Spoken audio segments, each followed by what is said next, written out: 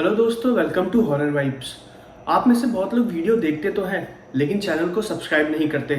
तो अगर आपको हॉरर स्टोरी और मिस्टीरियस स्टोरी सुनना पसंद है तो आप चैनल को सब्सक्राइब कर लीजिए। और अगर आपको वीडियो पसंद आए तो वीडियो को लाइक करिए और मुझे कमेंट करके ये भी बताइए कि मैं अगली वीडियो किस टॉपिक पर बनाऊँ। और अगर आपके साथ भी ऐसी कोई घटना घटी हो जो आप हमसे शेयर करना चाहते हैं तो आप मुझे मेरे इंस्टाग्राम पे भेज सकते हैं। इंस्टाग्राम का लिंक मैं वीडियो के डिस्क्रिप्शन में दे दूंगा। साथ ही वीडियो की अपडेट्स के लिए आप मेरे टेलीग्राम चैनल को भी फॉलो कर सकते हैं। आज की जो घटना है वो कुछ पैरानॉर्मल एक्टिविटीज के बारे में है, तो आप वीडियो को एंड तक जरूर देखिएगा। तो ज्यादा टाइम न लेते हुए वीडियो को करते हैं शुरू और खो जाते हैं अंधेरों में। ये पहली घटना जो मैं आपको बताने वाला हूँ, ये मुझको रेडिट से मिली है। ये घटना घटी है नौरा नाम की एक महिला के साथ। उसकी उम्र 35 साल की थी जब उसके साथ ये घटना घटी। वो एक हाउसवाइफ थी और अब आगे की घटना मैं आपको नौरा के पॉइंट ऑफ व्यू से बताऊंगा। मेरा नाम नौरा है और ये घटना मेरे साथ 2002 में घटी थी। इस घटना के बाद मैं करीब 1 साल तक डिप्रेशन में थी। कुछ लोग तो मुझको पागल भी बोलते थे। मैं पेशे से एक हाउसवाइफ थी। मेरी फैमिली में मेरे हस्बैंड जिनका नाम एंड्रू था और मेरा 8 साल का बेटा जिसका नाम था लूकस। मेरे हस्बैंड एक फूड कंपनी में काम करते थे। मेरा घर फ्रांस के एंसिस राज्य में पड़ता था। मेरे हस्बैंड जहाँ काम करने जाते थे वो जगह हमारे घर से काफ़ी ज़्यादा दूर थी। वो 2 दिन घर से बाहर ही रहते थे और 2 दिन के बाद फिर वापस घर आते थे। वो कुछ दिनों के लिए छुट्टी लेके घर आते थे क्योंकि उनका डेली आना जाना बहुत ही ज़्यादा मुश्किल था और उन्हीं की सैलरी से हम अपना जीवन काट रहे थे। एक दिन जब मैं घर में अकेली थी और मेरा बेटा लूकस स्कूल चला गया था, मैं अपने दिन भर का काम खत्म करने के बाद बहुत ज़्यादा थक गई थी। इसलिए मैंने सोचा कि आज मैं कुछ देर लेट के आराम कर लेती हूँ। मैंने अपना सारा काम खत्म किया। मैं बस अपनी चेयर पे बैठी ही थी और आंखें बंद की। 2 मिनट बाद मुझे नींद आ गई और 2 मिनट बाद ही मेरे दरवाजे पर कोई जोर जोर से खटखटाने लगा। वो काफी तेजी में दरवाजे को खटखटा रहा था। मुझको लगा कि लूकस वापस आ गया है, लेकिन उस वक्त 12 ही बज रहे थे और उसकी स्कूल की छुट्टी इतनी जल्दी नहीं होती है। मैं अपनी जगह से उठी और दरवाजे की तरफ गई तो मैंने देखा वहां पर 2 पुलिस वाले थे। आज से पहले हमारे घर पे कभी कोई पुलिस नहीं आई। मैं उनको देख के हल्का सा डर गई थी। मैंने उनसे पूछा, जी सर बताइए। उन्होंने बोला कि आपके पति का नाम डेविड एंड्रू है। मैंने कहा हाँ। मैंने उनको थोड़ा डरते हुए जवाब दिया। वो कुछ सेकंड तक चुप रहे और फिर उन्होंने मुझे बताया कि आपके हस्बैंड जिस बस से ऑफिस जा रहे थे उस बस का एक्सीडेंट हो गया और उसमें जितने भी लोग सफ़र कर रहे थे उनकी मौत हो गई है, जिसमें आपके एक हस्बैंड भी हैं। मुझको पहले ये किसी तरीके का एक मजाक लगा, लेकिन फिर जब उन पुलिस वालों ने मुझको उनकी बॉडी दिखाई तो मैं शॉक्ड हो गई थी। मुझको कुछ भी समझ में नहीं आ रहा था। मैं वहीं पर ही बेहोश हो गई। मुझको पता नहीं क्या हुआ था। जब मेरी आंखें खुली तो मैं हॉस्पिटल के एक बेड पर लेटी हुई थी और मेरा बेटा लूकस मेरे बगल में बैठा हुआ था और गेम खेल रहा था। मेरी सिस्टर भी मेरे साथ वहीं पर थी। मैं जैसे ही होश में आई मैंने अपने हस्बैंड के बारे में पूछा। तब मेरी सिस्टर ने बताया कि मैं करीब 2 दिन से यहाँ पर एडमिट हूँ और मैं बेहोश हो गई थी। मेरे हस्बैंड की बॉडी को तब तक रिचुअल्स के साथ दफना दिया गया था। मैं एकदम शॉक्ड हो गई थी, लेकिन अपने आप को संभालने की कोशिश कर रही थी। 2 दिन बाद मैं हॉस्पिटल से डिस्चार्ज हो गई और अपने घर चली गई। काफी दिनों बाद घर जाने के बाद मुझको बहुत ही ज्यादा अजीब लग रहा था। काफी सालों में आज पहली बार मेरा घर कुछ दिनों के लिए बंद था। फिर मैं उसी रात अपने बेटे लूकस के साथ सो रही थी। उस वक्त रात के करीब 12 बज रहे थे और लूकस मेरे पास ही सो रहा था। करीब 1 बजे मेरी आंखें खुली तो मैंने देखा कि लूकस मेरे बगल में नहीं है। मुझे लगा कि शायद वो टॉयलेट गया होगा। कुछ देर बाद जब वो नहीं आया तो मैंने उसको पूरे घर में ढूंढा, लेकिन वो मुझको कहीं भी नहीं मिला। मुझको मेरे रूम के ऊपर वाले कमरे से किसी के चलने की आवाज आ रही थी। वो कमरा हमारा गेस्ट रूम था। जब मैं उस कमरे में गई तो उसमें बहुत ही ज्यादा अंधेरा था। मैंने देखा कि लोकस उस कमरे में रखे हुए बेड पर अकेले सो रहा है। मैंने उसको जगाया और उससे पूछा कि तुम यहाँ पर कैसे आए और मैं तुमको नीचे ढूंढ रही थी। तो उसने बोला कि पता नहीं। उसने बताया कि वो मेरे साथ सो रहा था, उसको कुछ भी नहीं पता कि आखिर वो यहाँ कैसे आया। मुझे लगा कि शायद वो नींद में रात में उठ के यहाँ पर गलती से आ गया हो, इसलिए उसको पता ना चला हो। फिर मैं उसको दोबारा अपने रूम में वापस लेके चली गई। अगले दिन मैं और लूकस उसी कब्रिस्तान में गए जहां पर डेविड की बॉडी को दफनाया गया था। मैं उसके कब्र पर फूल चढ़ा रही थी। तभी लूकस ने मुझको बोला कि मम्मी, डैड कल रात में मुझको मिलने आए थे। उन्होंने ही मुझको ऊपर के कमरे में सुला दिया था और मुझे आपको बताने के लिए मना किया था। जैसे ही लूकस ने मुझको ये बात बोली, मैं चुप हो गई। मुझको लगा कि शायद वो मुझसे कोई मजाक कर रहा है, लेकिन मेरे दिमाग में वो चीज बैठ गई थी। वो 8 साल का एक बच्चा था, वो झूठ नहीं बोल सकता था। मुझको लगा कि शायद उसको कोई वहम हुआ है, इसलिए मैंने उसकी बात पर ज्यादा ध्यान नहीं दिया। लेकिन मेरे दिमाग में लगातार ये बात घूम रही थी और फिर मैं उसको लेके घर चली गई। उसी रात हम फिर से सो रहे थे और लूकस फिर से उठ गया। मैंने उसको उठते हुए देखा। वो बहुत चौंक के उठा था, जिसकी वजह से मेरी भी आंख खुल गई थी। लेकिन मैंने उसको रोकने की कोशिश नहीं की, क्योंकि मैं जानना चाहती थी कि आखिर वो जा कहां रहा है। वो उठा और बेड से नीचे उतर के कमरे के बाहर चला गया। मैं उसको चुपचाप फॉलो कर रही थी और वो धीरे धीरे घर के मेन दरवाजे से होते हुए बाहर चला गया। मैंने भी घर से बाहर निकलने से पहले टॉर्च ले लिया था, ताकि मैं देखूं कि आखिर वो जा कहां रहा है। वो चुपचाप अपने धीमे धीमे कदम बढ़ाते हुए अंधेरे में जा रहा था और मैं भी चुपचाप उसका पीछा कर रही थी। अंधेरा बहुत ही ज्यादा था, इसलिए मुझको कुछ भी ढंग से दिखाई नहीं दे रहा था। तभी मैंने अपनी फ्लैशलाइट ऑन की और मैंने देखा कि लूकस धीरे धीरे कब्रिस्तान की तरफ जा रहा है, जहां पर उसके पिताजी को दफनाया गया है।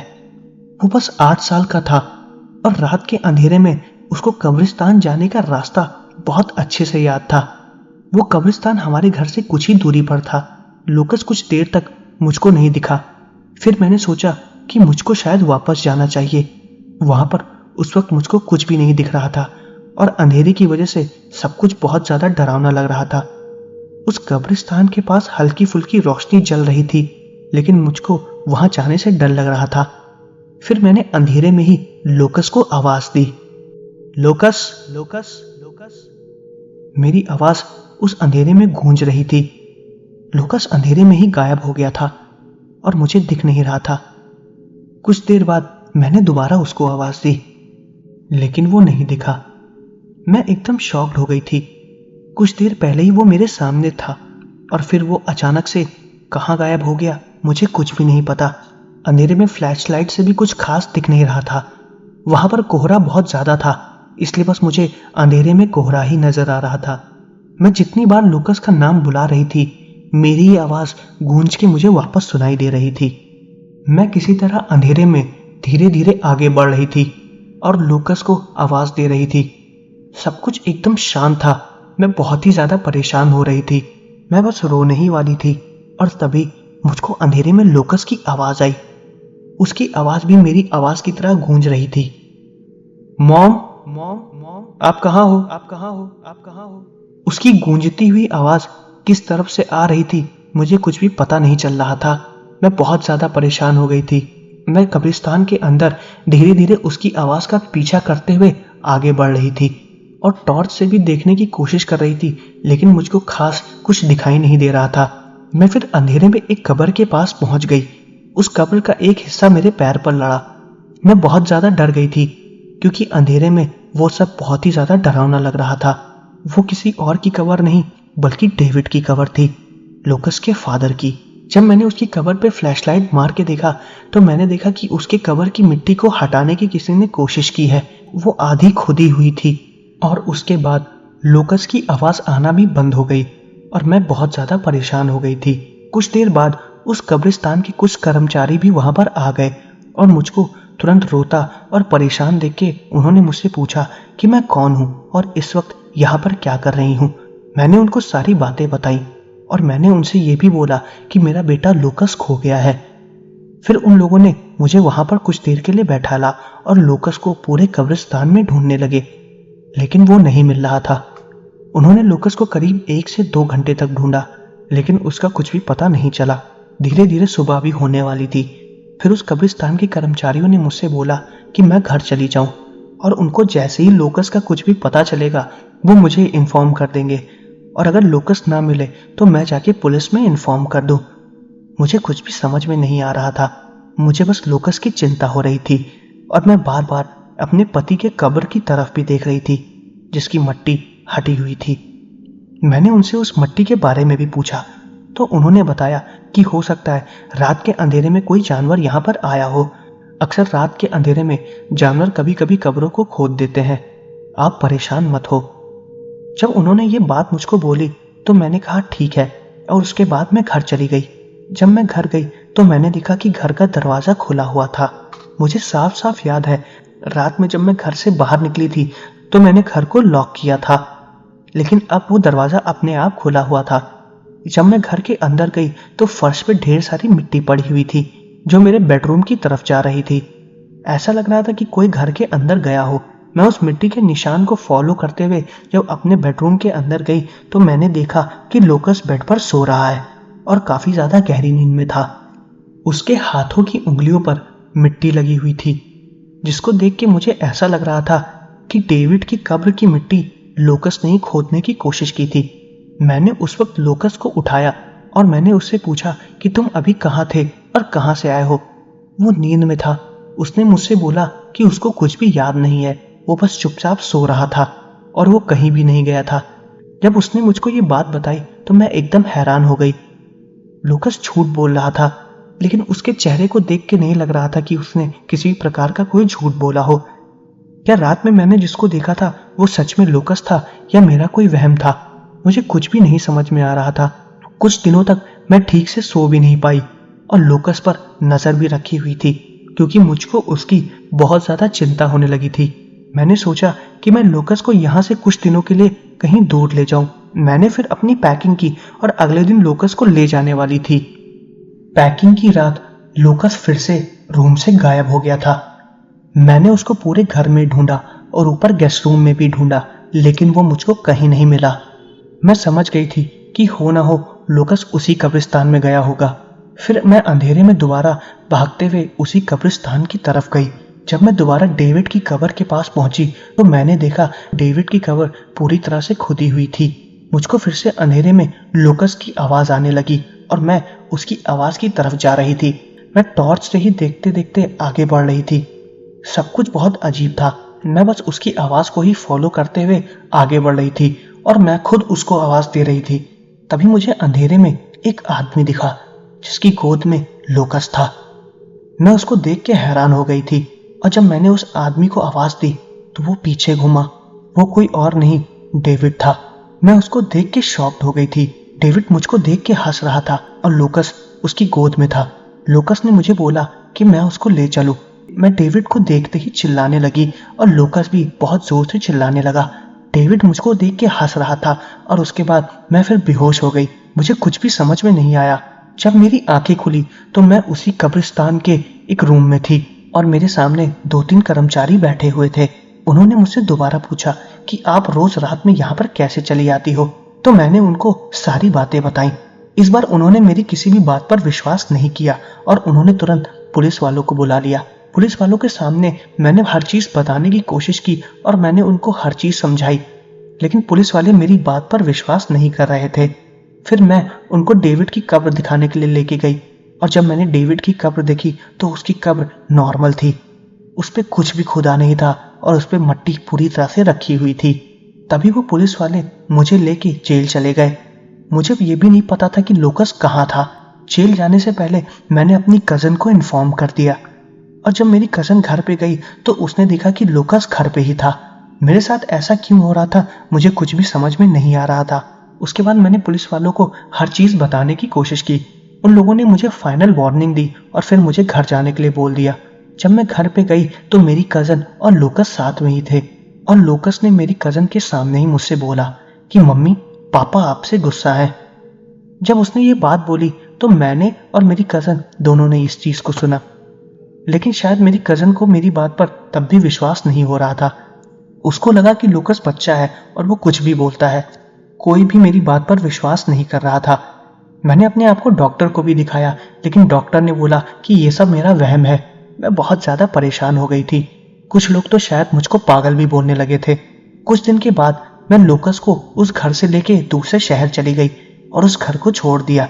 वो घर आज भी बंद है। उस घर को छोड़ने के 6 महीने बाद धीरे धीरे सब कुछ नॉर्मल हो गया और मुझको ये बात आज ही पता है कि एंड्रू की आत्मा आज भी उस घर पर है और मैं लूकस को कभी भी अकेला नहीं छोड़ती हूँ।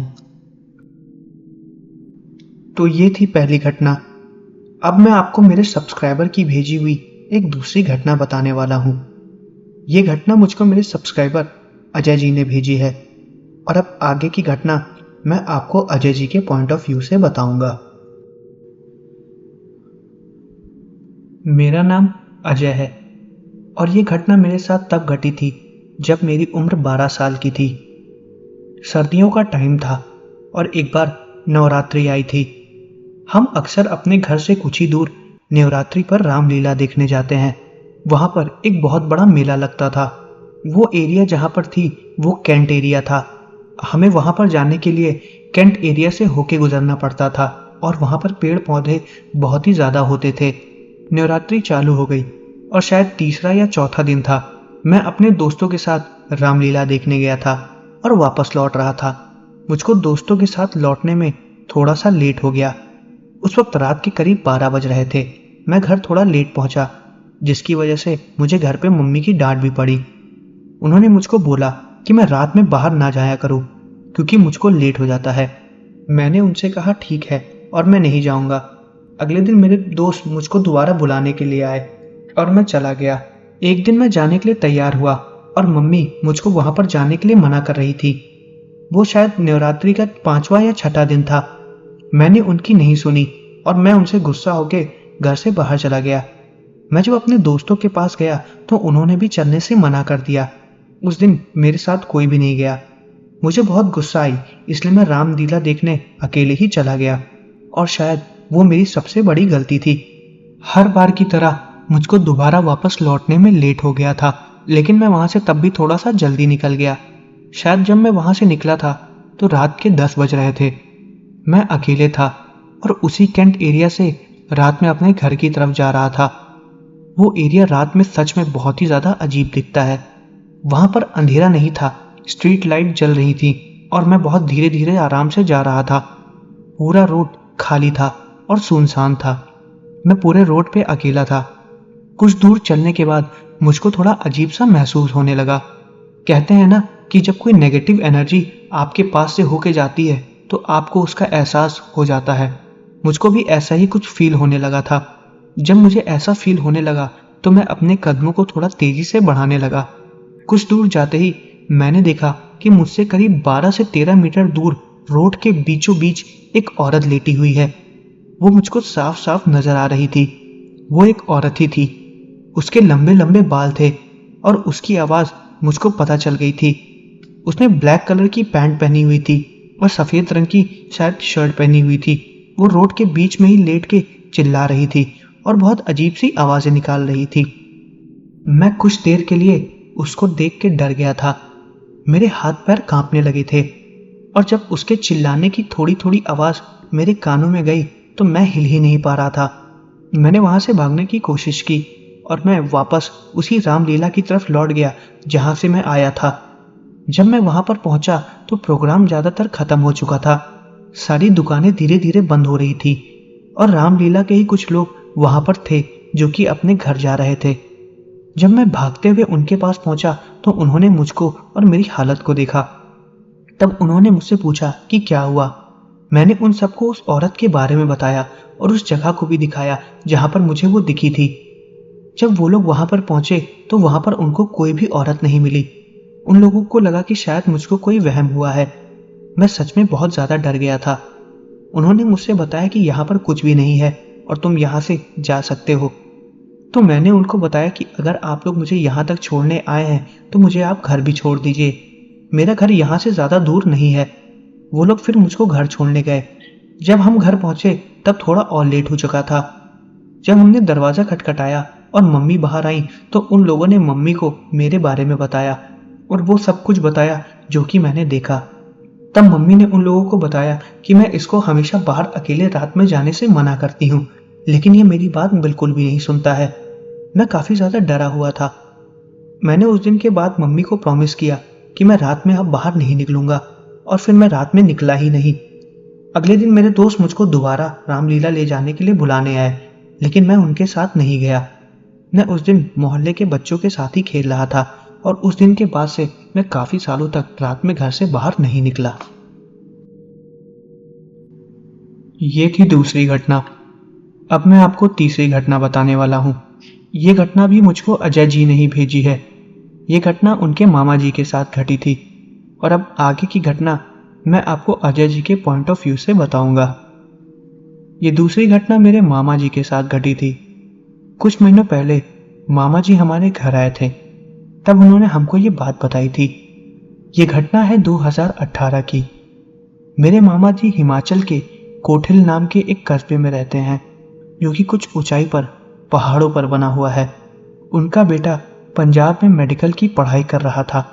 उसके पहले सेमेस्टर खत्म होने के बाद वो कुछ दिनों की छुट्टी के लिए घर आया हुआ था। जब छुट्टियां खत्म हुई और उसको वापस जाना था तो उसको जिस ट्रेन से जाना था वो रात 12 बजे पठानकोट से जाने वाली थी और उसको सारी तैयारियां करने में लेट हो गया। उसको एक बस पकड़नी थी जो कि उसको पठानकोट ले जाती। लेट होने की वजह से मामा का लड़का थोड़ा उदास हो गया। उसको लगा कि शायद अब उसकी बस और ट्रेन दोनों छूट जाएगी। तभी मामा जी ने बोला कि तुम परेशान मत हो, मैं तुमको बस स्टॉप तक छोड़ दूंगा। उन्होंने फिर अपनी एक्टिवा निकाली और उसको बैठाया और तुरंत उसको ले जाके बस स्टॉप पर छोड़ दिया।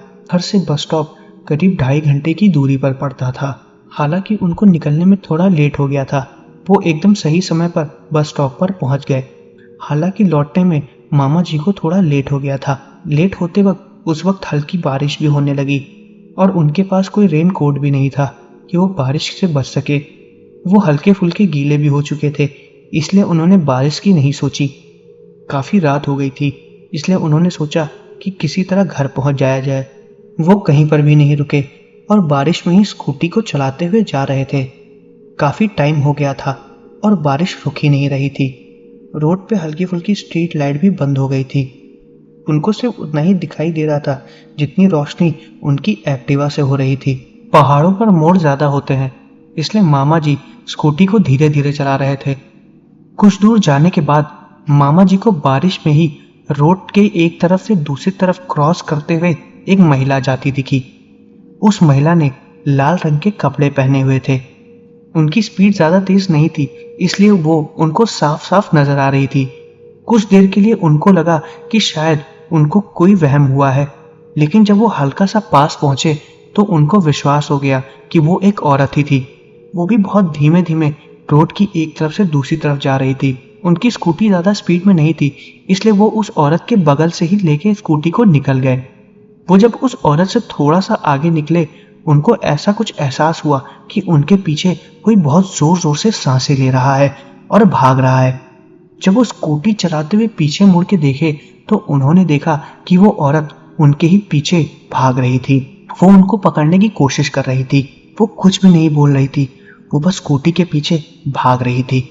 उसके भागने की आवाज़ मामा जी को साफ साफ सुनाई दे रही थी। हालांकि स्कूटी ज़्यादा तेज नहीं थी, लेकिन वो औरत धीरे धीरे मामा जी के पास पहुंच रही थी। तब मामा जी ने स्कूटी की स्पीड को हल्का सा और तेज किया और स्कूटी को भगाया। बारिश में स्कूटी डिसबैलेंस ना हो जाए, इसलिए वो बहुत आराम से चला रहे थे और वो थोड़ा डरे भी हुए थे। कुछ दूर चलने के बाद एक सीधी रोड आ गई और मामा जी ने फिर अपनी स्कूटी को स्पीड में बढ़ाया और जैसे ही उन्होंने स्कूटी को स्पीड में बढ़ाया वो औरत पीछे से गायब हो गई। उनको उसके चिल्लाने की एक आवाज़ भी आई थी, लेकिन वो डर की वजह से ना ही पीछे मुड़े और ना ही उन्होंने अपनी स्पीड रोकी। उनको ये बात पता चल गई थी कि वो कोई औरत नहीं, एक चुड़ैल है, क्योंकि उसकी आवाज़ बहुत ही ज़्यादा डरावनी और पतली थी। वो ऐसे चीखी जैसे कि वो मामा जी को मार ही डालेगी। कुछ देर बाद मामा जी घर पर पहुंचे और उनकी हालत काफी ज्यादा खराब थी। सबने उनको देखा और उनसे पूछा कि क्या हुआ, उनको आने में इतना लेट क्यों हो गया। तब मामा जी ने उनको सारी बात बताई और मामा जी ने ऊपर वाले को याद किया कि आज उनकी वजह से वो बच गए, वरना कुछ भी हो सकता था। तो ये थी कुछ घटनाएं। मैं आशा करता हूँ कि आपको वीडियो पसंद आई होगी। अगर आपको वीडियो पसंद आई है तो प्लीज़ चैनल को सब्सक्राइब और वीडियो को लाइक करना मत भूलिएगा। आप मुझे कमेंट करके ये भी बताइए कि मैं अगली वीडियो किस टॉपिक पर बनाऊँ। मिलते हैं अगले वीडियो में।